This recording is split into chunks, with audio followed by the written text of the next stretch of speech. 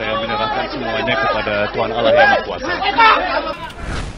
Bahwa terhadap kedua tersangka dilakukan penahanan rutan selama 20 hari ke depan, dan penegasan tidak ada politisasi dalam perkara ini. Ya, saya ingin menyampaikan tentang perkembangan penyidikan perkara dugaan tindak pidana korupsi dalam kegiatan importasi ulang pada Kementerian Perdagangan Republik Indonesia tahun 2015 sampai dengan 2000. Surat Perintah Penyidikan nomor 53 tanggal 3 Oktober 2023. Adapun hal tersebut adalah sebagai berikut, bahwa pada tahun 2015 berdasarkan rapat koordinasi antar kementerian, tepatnya telah dilaksanakan pada tanggal 12 Mei 2015, telah disimpulkan bahwa Indonesia mengalami surplus gula sehingga tidak perlu atau tidak membutuhkan impor gula. Akan tetapi pada tahun yang sama, yaitu tahun 2015 tersebut, Menteri Perdagangan yaitu saudara TTL memberikan izin persetujuan impor gula kristal mentah sebanyak 105.000 ton kepada PT AP, yang kemudian gula kristal mentah tersebut diolah menjadi gula kristal putih atau GKP. Sesuai dengan keputusan Menteri Perdagangan dan Perindustrian nomor 527 tahun 2004, yang diperbolehkan impor gula kristal putih adalah BUMN. Tetapi berdasarkan persetujuan impor yang telah dikeluarkan oleh tersangka TTL, impor gula tersebut dilakukan oleh PT AP, dan impor gula kristal mentah tersebut tidak melalui rapat koordinasi atau rakor dengan instansi terkait, serta tanpa adanya rekomendasi dari Kementerian Perindustrian guna mengetahui kebutuhan real gula di dalam negeri. Kemudian pada tanggal 28 Desember 2015 dilakukanlah rapat koordinasi di bidang perekonomian yang dihadiri oleh kementerian di bawah Menko Perekonomian, yang salah satu pembahasannya bahwa Indonesia pada tahun 2016 kekurangan gula kristal putih sebanyak 200 ton dalam rangka stabilisasi harga gula dan pemenuhan stok gula nasional. Pada bulan November sampai dengan Desember 2015, tersangka CS selaku Direktur Pengembangan Bisnis PT PPI, Perusahaan Perdagangan Indonesia, memerintahkan staf senior manajer bahan pokok PT PPI atas nama P untuk melakukan pertemuan dengan 8 perusahaan swasta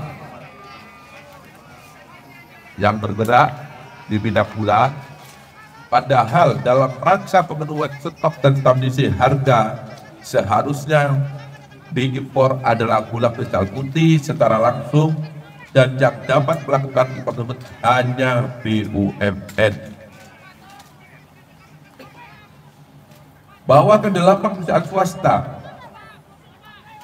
yang mengelola gula kristal mentah menjadi gula kristal putih, sebenarnya izin industrinya adalah produsen gula kristal rafinasi yang diperuntukkan untuk industri makanan, minuman, dan farmasi. Setelah ke-8 perusahaan tersebut mengimpor dan mengelola gula mentah menjadi gula merah putih, selanjutnya PT BPI seolah-olah membeli gula tersebut, padahal senyatanya gula tersebut dijual oleh perusahaan swasta, yaitu 8 perusahaan tersebut, ke pasaran atau ke masyarakat melalui distributor yang terafiliasi dengannya dengan harga 16.000 per kilogram, yaitu harga yang lebih tinggi dari HET saat itu 13.000, dan tidak dilakukan operasi pasar. Bahwa dari pengadaan dan penjualan GKM yang telah diolah menjadi gula merah putih tersebut, PT BPI mendapatkan fee dari 8 perusahaan yang mengimpor dan mengelola gula tadi sebesar Rp105 per kilogram.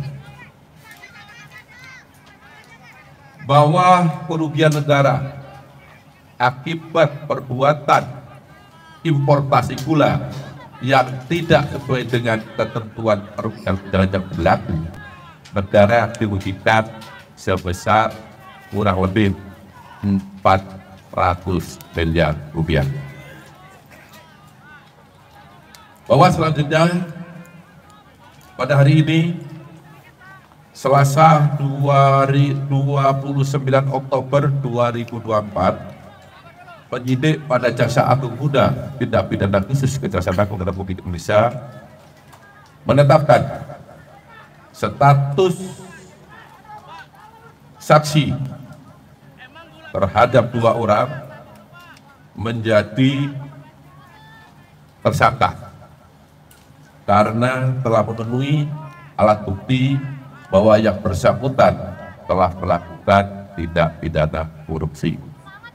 Adapun kedua tersangka tersebut adalah 1.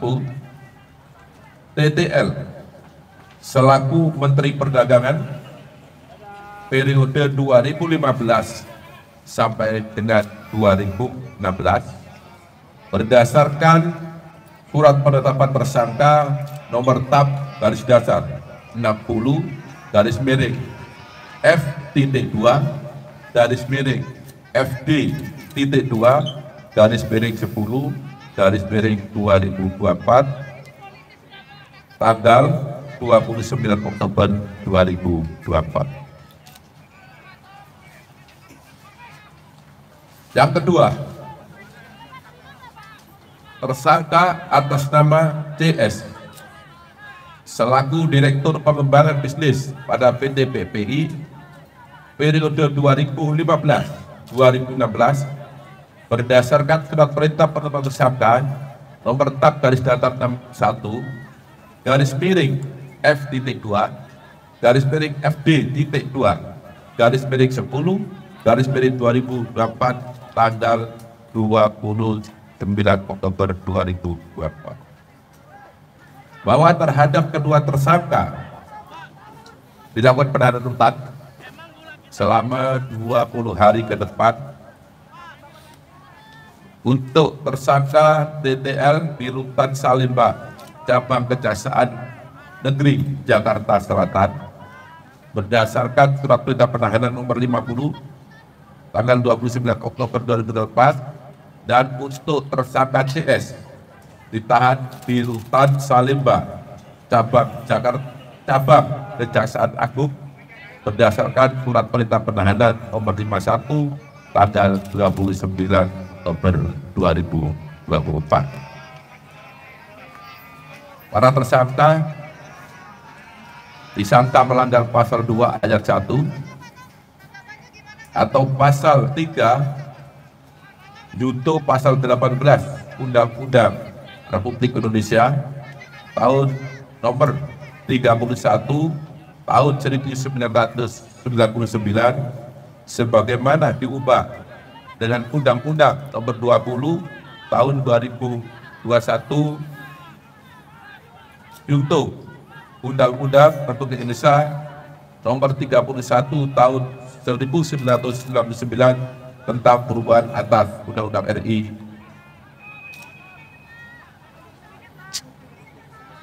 tahun Nomor 31 Tahun 9 tentang pemberantasan tindak pidana korupsi junto pasal 55 ayat 1 ke 1 KUHP. Demikian yang dapat saya sampaikan. Mohon maaf apabila ada yang kurang jelas dalam penjelasan saya. Saya akhiri, wabillahi taufiq wal hidayah. Wassalamualaikum warahmatullahi wabarakatuh. Waalaikumsalam warahmatullahi wabarakatuh. Baik, terima kasih Direktur Penyidikan. Rekan-rekan media, itu keterangan yang sudah disampaikan oleh Pak Direktur Penyidikan, saya kira sangat lengkap ya. Kalau ada hal-hal yang ingin didalami, barangkali ada 1-2 pertanyaan, silakan. Dan sebelumnya kami informasikan bahwa nanti kita turun secara beraturan saja, dan barangkali kedua tersangka akan diturunkan setelah kita semua sudah menunggu di bawah. Ya. Saya kira begitu. Ada pertanyaan? Cukup? Pak, penegasan aja Pak untuk peran Dari mana Pak?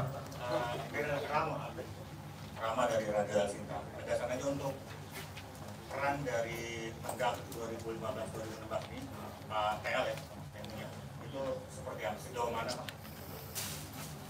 Silakan Pak Dir. Penegasan terhadap peran dari TTL ya. Ya, sudah jelas non. Saya rasa tadi sudah cukup jelas ya, bahwa TL ini tadi yang pertama adalah telah memberikan penugasan kepada perusahaan ya untuk mengimpor gula kristal mentah menjadi gula yang kemudian diolah menjadi gula kristal putih dalam rangka stabilisasi harga gula di masyarakat. Karena pada saat itu gula langka, harga melambung tinggi. Padahal seharusnya yang berhak melakukan impor gula untuk kebutuhan dalam negeri dalam rangka stabilitas harga adalah BUMN yang ditunjuk oleh Menteri Perdagangan. Itu pun adalah seharusnya gula kristal putih, bukan gula kristal mentah. Ya, sudah jelas? Saya kira begitu ya. Ada yang lain? Cukup? Oke, karena tidak ada lagi, saya kira kami sampaikan terima kasih. Maaf, ini dari pengadilan untuk karena ini impor dari gula, apakah dari pihak Bea Cukai juga ada lagi tersangkanya Pak? Makasih. Baik, untuk tersangka lain, ya kita ikuti perkembangan dari hasil penyidikan. Artinya tidak menutup kemungkinan akan bertambah tersangka lain apabila telah ditemukan bukti yang cukup bahwa yang bersangkutan telah melakukan tindak pidana korupsi. Ya, Pak, satu lagi. Alka dari Media Indonesia. Ini untuk penegasan aja Pak, dari Alban, penyidik sudah menyidik kasus ini. Mungkin dalam hitungan bulan atau hitungan tahun sudah mendalami kasus ini. Dan bagaimana nantinya ketika publik menilai ada politisasi di balik penyidikan ini dan apa tersangka TTL ini, bagaimana sikapnya jago respon? Terima kasih. baik. Terima kasih, pertanyaan yang sangat bagus. Bahwa penyidik bekerja berdasarkan aturan. Itu yang perlu digarisbawahi. Tidak terkecuali siapapun pelakunya, ketika ditemukan bukti yang cukup, maka penyidik pasti akan menetapkan yang bersangkutan sebagai tersangka. Saya ulangi, tidak memilih atau memilah siapa pelakunya. Sepanjang memenuhi alat bukti yang cukup. Terima kasih. Ya. Penyidikan dalam perkara ini sudah cukup lama, sejak Oktober 2023. Jadi kalau dihitung mungkin 1 tahun. Dengan jumlah saksi sekitar 90. Tentu penyidikan tidak hanya berdiri di sana, kita juga lintas penghitungan kerugian keuangan negara. Juga memerlukan ahli, sehingga cukup lama karena perkara ini bukan perkara yang biasa, bukan perkara yang sederhana. Ya, itu ya. Ya, satu lagi.